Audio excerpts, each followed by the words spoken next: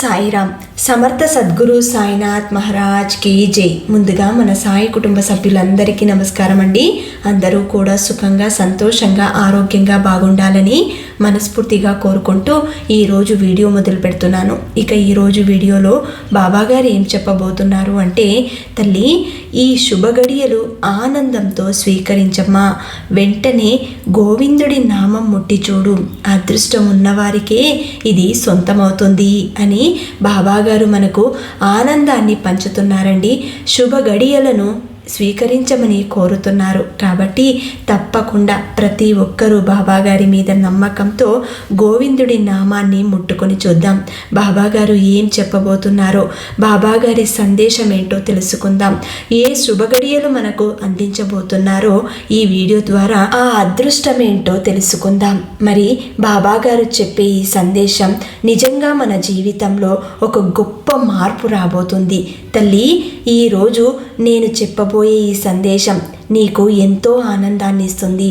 నువ్వు ఎంతగానో ఎదురు చూసే కోరిక తీరబోతుంది. కాబట్టి నీకు ఈ సందేశం ఎంతో ఊరటనిస్తుంది. ఈరోజు బాబాగారు వెంకన్న నామాన్ని ముట్టి చూడమని చెబుతున్నాడు. ఆ వెంకటేశ్వర స్వామి నామాన్ని ముట్టుకోవడం నిజంగా మన అదృష్టం. కాబట్టి నమ్మకంతో బాబాగారు ఏం చెప్పాలనుకుంటున్నారో పూర్తిగా విని చూద్దాం.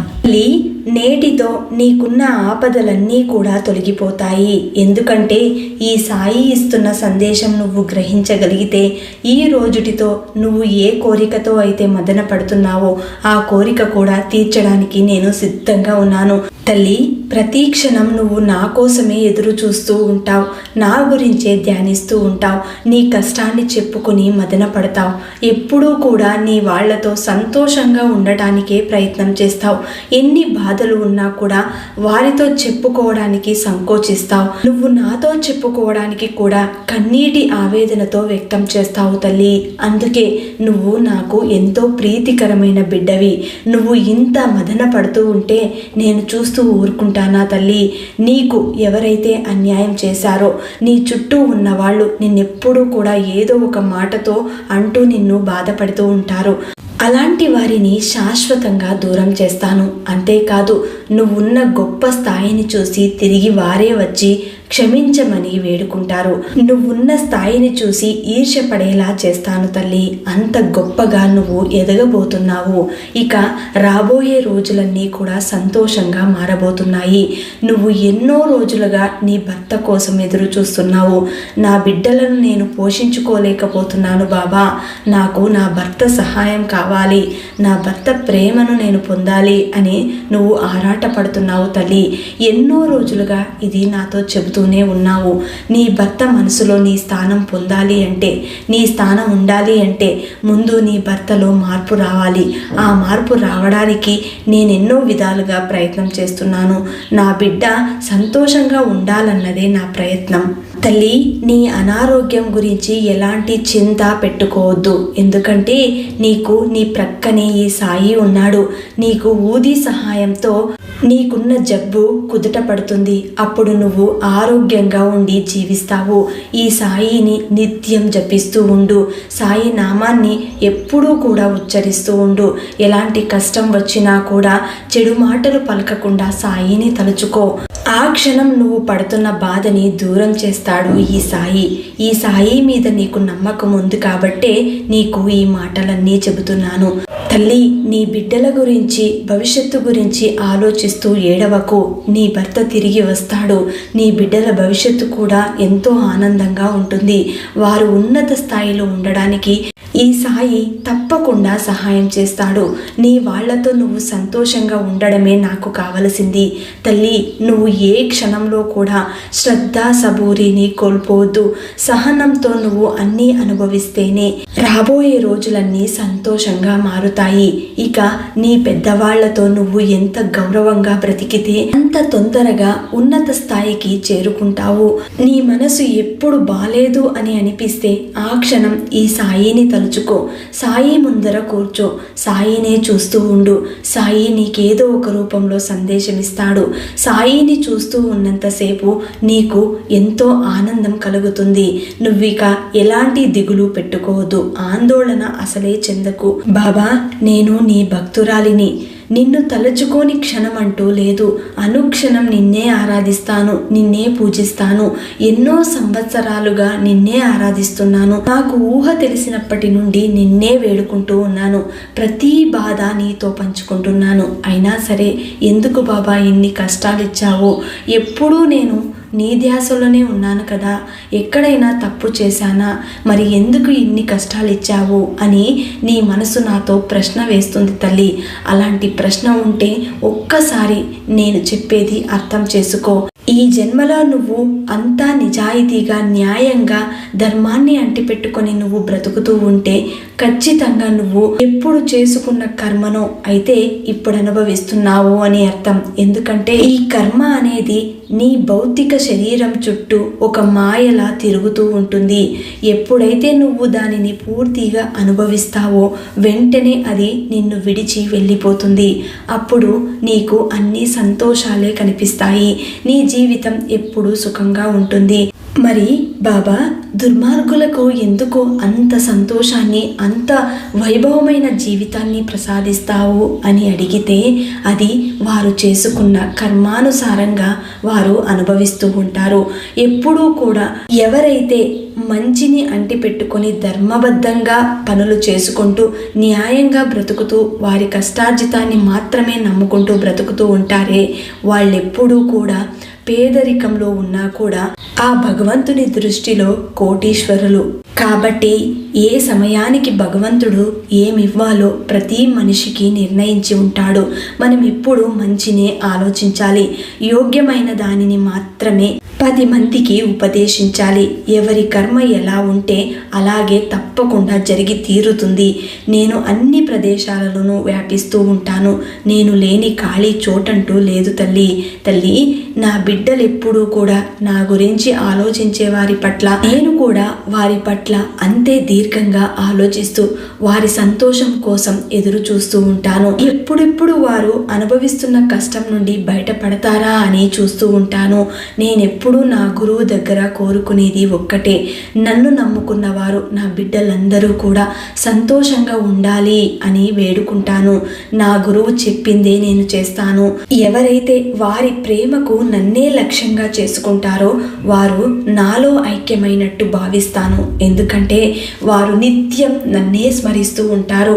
ఎక్కడ చూసినా కూడా ఈ సాయినే కనబడతాడు. కాబట్టి ఎలాంటి ఆటంకాలు వచ్చినా కూడా వారిని బయటపడేసే మార్గాన్నైతే నేను నిరభ్యంతరంగా చూపించగలను. తల్లి, నా మీద నమ్మకం ఉంచు. ఈ సాయి చెప్పింది విను. ఎందుకంటే ఆలస్యం చేసే కొద్దీ నీ జీవితంలో ఇంకా ఇంకా కష్టాలనేవే వస్తూ ఉంటాయి. నీ చుట్టూ ఉన్న వాళ్ళతో జాగ్రత్తగా ఉండు. అందరూ నీలా ఉండరు. నువ్వు ఆలోచించే విధానం వేరు. వారి మనసులో ఉన్న కుట్రని నువ్వెప్పటికీ బయట పెట్టలేవు, తెలుసుకోలేవు. కాబట్టి అందరినీ గుడ్డిగా నమ్మకు. ఒక్కొక్కసారి నీ వాళ్ళు అనుకున్న వాళ్ళే మోసం చేయడానికి ప్రయత్నం చేస్తూ ఉంటారు. అలాంటి వారితో జాగ్రత్తగా ఉండు. కష్టాలలో కూరుకుపోయి నిన్ను పలకరించే వారే లేకపోయినప్పుడు నీ బంధువులు ఎక్కడా? అదే నువ్వు సంతోషంగా అందరితోనూ కలిసిమెలిసి మంచి డబ్బుతో బాగున్నావే అనుకో, ఆ సమయంలో నీ చుట్టూ చేరి ఎంతో ఆప్యాయతని, ప్రేమని నటిస్తారు. అలాంటి ప్రేమకి నువ్వు పొంగిపోవద్దు. ఈ సాయి చెప్పేది గుర్తుపెట్టుకో తల్లి. బాబా, నువ్వు చెప్పినట్టుగానే నేనెంతో మంచివాడిని, ఎంతో మంచిదానిని. ఎందుకంటే నీ మార్గంలో నేను నడుస్తున్నాను. సాయి బిడ్డని కాబట్టి నేను ఏ తప్పు చేయను. అయినా సరే కష్టానైతే అనుభవిస్తున్నాను. నీ బాటలోనే నడుస్తున్నాను. చేతనైతే మంచి పని చేస్తాను. కొందరిని ఆదుకుంటాను. కష్టంలో ఉన్న వారికి ఎంతో కొంత సహాయం చేయడానికి ప్రయత్నం చేస్తాను. కష్టాన్ని మాత్రమే నమ్ముకున్నాను. నేనెప్పుడూ కూడా నా వాళ్ళు అంటున్నాను. నా వాళ్ళ గురించి మాత్రమే నేను ఆలోచిస్తున్నాను. నా కర్తవ్యం ఏంటో నేను గుర్తుపెట్టుకున్నాను.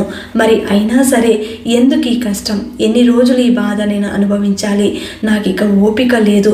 నా ఒంట్లో ఉన్న శక్తి అంతా కోల్పోయింది బాబా. ఇక నేను భరించలేను ఈ కష్టాన్ని అని నా బిడ్డ ఎంతగానో దీనంగా అడుగుతుంది. తల్లి, నీ కోసం ఒక చక్కటి ఉపాయం చెబుతాను. జాగ్రత్తగా విను. ఈ రాత్రికి చేసుకో. నీ మనసు కుదుట పడుతుంది అని బాబాగారు అంటున్నారండి. ఇప్పుడు మనకు బాబాగారు ఒక చిన్న పరిహారాన్ని అందిస్తున్నారండి. ఈ శనివారం రాత్రి ఎవరైతే కష్టంలో ఉన్నారో, బాధని తట్టుకోలేక ఇక నేను నమ్మలేను, దైవాన్ని కూడా నమ్మలేకపోతున్నాను అనే వారందరూ కూడా ఈ చిన్న పరిహారాన్ని ప్రయత్నం చేయండి. తప్పకుండా బాబాగారి దర్శనం మీకు కలుగుతుంది. ఈ రాత్రికి బాబాగారి మీద నమ్మకంతో, శ్రద్ధా భక్తితో ఎవరైతే ఈ చిన్న పనిని చేస్తారో వారి జీవితంలో అనుకోని మార్పు అనేది కనిపిస్తుంది. మరి ప్రతి ఒక్కరూ మీ ఇంట్లో శుభగడియలు ప్రారంభం కావాలి అంటే బాబాగారు చెప్పిన విధంగా ఆనందంతో ఈరోజు బాబాగారు అందించిన ఈ సందేశాన్ని స్వీకరించారు. మరి అంతటి గొప్ప శుభవార్తని అందుకోవాలి అంటే రేపు ఉదయమే ఈ చిన్న పరిహారాన్ని చేసుకోవాలి. ఆ పరిహారానికి కావలసిన పదార్థాలలో ముఖ్యంగా అది ఈ రోజు రాత్రినే మొదలు పెట్టాలి. కాబట్టి ప్రతి ఒక్కరూ రాత్రి పడుకునే ముందు కొద్దిగా బియ్యాన్ని నానబెట్టండి. బియ్యం నానబెట్టి దానిని ఉదయం లేవగానే ఒక జల్లెడలో వేసుకొని నీళ్ళన్నీ వంపేసి వాటిని మిక్సీ పట్టాలి. మిక్సీ పట్టి జల్లెడలో పిండిని తీయండి. ఆ పిండితో మీరు దీపాన్ని చేసుకోవాలి. అంటే ఒక ప్రమిదాన్ని తయారు చేసుకోవాలి. ఆ ప్రమిదం తయారు చేసుకోవాలంటే ఆ పిండిలో మీరు ముఖ్యంగా కలపవలసింది ఆవు నెయ్యి, కొద్దిగా బెల్లం. ఈ రెండు వేసి మీరు ఆ దీపాన్ని తయారు చేసుకోవాలి. ఆ తర్వాత గోవిందుడికి నచ్చిన విధంగా దీపారాధన చేసి స్వామివారికి ఏమేం కావాలో వాటిని సమర్పించండి. మీ శక్తి కొలది ఆయనకు మీ ఇంట్లో ఉన్న వస్తువులతో అలంకరించుకొని పూజ చేసుకోండి.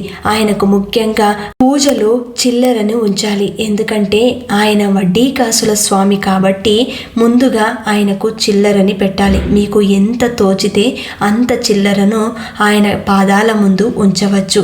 ఇక తమలపాకులో ఆ దీపం, మీరు తయారు చేసిన పిండి దీపం ఉంది కదా, దానిని పెట్టి గంధం బొట్లను పెట్టి రెండు వత్తులు వేసి 7 వత్తుల దీపారాధన చేయండి. ఇది నేతితోనే చేయాలి. ఇది గుర్తుపెట్టుకోండి. ఈ విధంగా చేసినట్లయితే, మీ సమస్యని చెప్పుకున్నట్లయితే నిజంగా ఆ గోవిందుడు తప్పకుండా అనుగ్రహిస్తాడు. ఎవరైతే శనివారం రోజున మీ ఇంట్లో ఒకవేళ విగ్రహం ఉంటే గోవిందుడికి గంధంతో అభిషేకం చేయవచ్చు.